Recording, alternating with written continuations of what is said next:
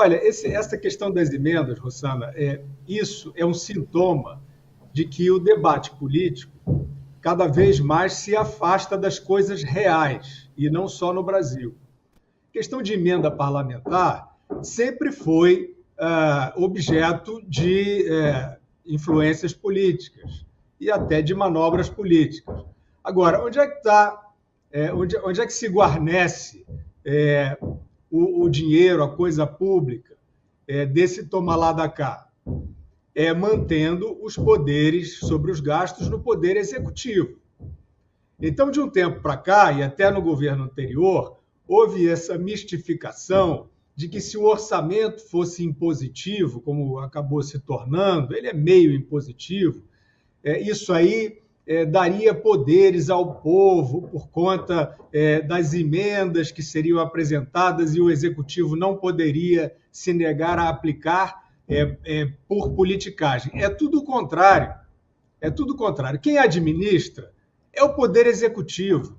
O caixa, né, a chave do cofre, está no poder executivo. O Tesouro Nacional está no poder executivo.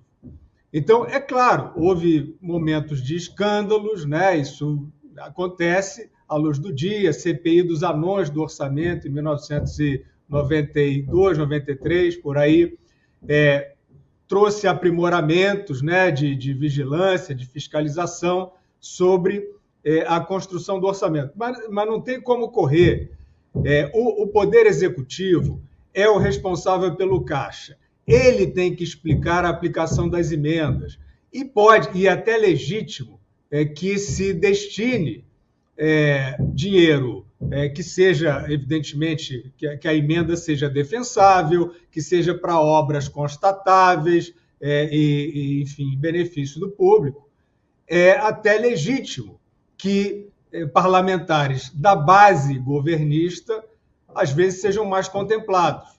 É uma das formas de administração do poder da República. Repito, de forma a gente se distanciou disso. É claro que hoje, Rosana, o problema econômico, fiscal, orçamentário brasileiro não é a questão de liberação de emendas. O problema, como vocês já estavam comentando anteriormente, é um governo perdulário, gastador, fisiológico.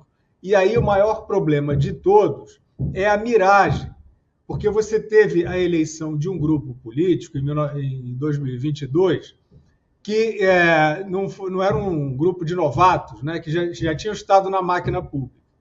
Mas você percebeu que havia, dessa vez, uma espécie de legitimação desse grupo por aqueles que são considerados, inclusive na parte econômica, acima de qualquer suspeita, que são respeitáveis, né, academicamente respeitáveis, etc. E tal.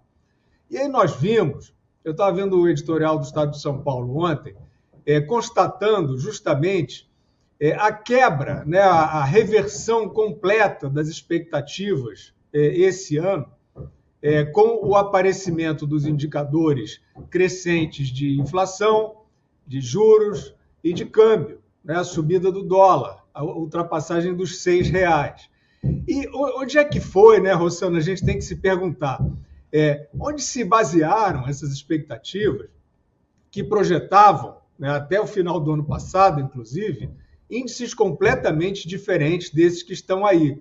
A gente pergunta, né, até no meu texto hoje na Gazeta do Povo, eu faço assim uma espécie de uma listagem de quais seriam, né, os fatores que construíram uma expectativa tão melhor para um governo do PT, que, enfim, não chegou agora de banho tomado na política com ótimas ideias, governou o Brasil durante muito tempo. E a resposta, evidentemente, na ironia, eu digo, bom, talvez tenham distribuído aí uma carteira de identidade do ministro Fernando Haddad com a foto do Paulo Guedes. Só se foi isso, né? Porque, fora isso, a gente perguntaria aos de sempre, né? Edmar Baixa, Pércio Arida, Pedro Malan, Armínio Fraga e tantos outros, Casa das Garças, INSPER, né? Instituições que são de ponta em termos de conhecimento, formulação e execução de política macroeconômica, aonde eles viram nesse apoio a esse grupo político que todos eles deram, ostensivamente, dizendo que o caminho era esse. Onde é que eles viram a perspectiva de uma boa política macroeconômica e com responsabilidade fiscal? É claro que eles não viram. É claro que era impossível de se ver, a não ser que fosse, de fato, um apoio político daqueles que se transforma em montagem de equipe de governo que contemple vários setores da política, da academia, enfim, um governo de convergência, algo assim. Uma parte do eleitorado pode ter acreditado nisso e foi enganado, porque isso não aconteceu. Aqueles que lideram a política macroeconômica, Fernando Haddad, Aloysio Mercadante, Márcio Pockmann, que está no IBGE, esses aí são de uma escola que nega, sempre negou, sempre foi o oposto do que foi a escola dos autores do Plano Real. Então, a gente está, Rossana, numa situação que é a seguinte, e vocês estavam discutindo anteriormente a questão de liberdade de expressão, a questão de supostas regras para melhorar o ambiente da comunicação, como explicou muito bem o Marcília, todas elas fantasiosas, com essa ideia de que você vai depurar, que você vai tirar a desinformação, essas palavrinhas pecaminosas, que só servem para perseguição, que você vai retirar o discurso de ódio.